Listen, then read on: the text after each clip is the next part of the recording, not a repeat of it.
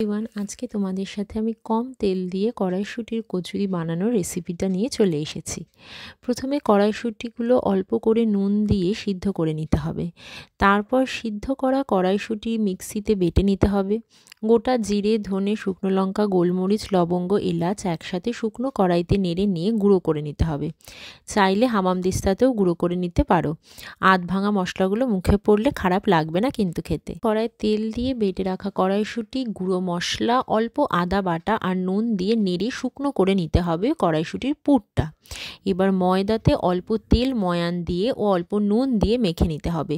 ছোট ছোট লেচি করে ভেতরে পুর ভরে মুখ বন্ধ করে লুচির মতো ছোট ছোট করে বেলে নিতে হবে।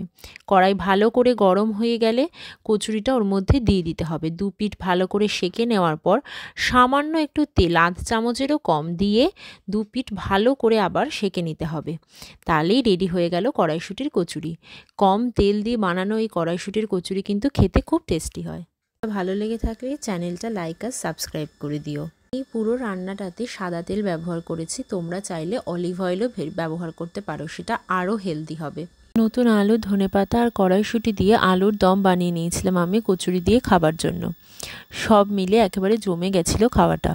আজকে তবে আসি, আবার নতুন কোনো রেসিপি নিয়ে আসবো অন্যদিন।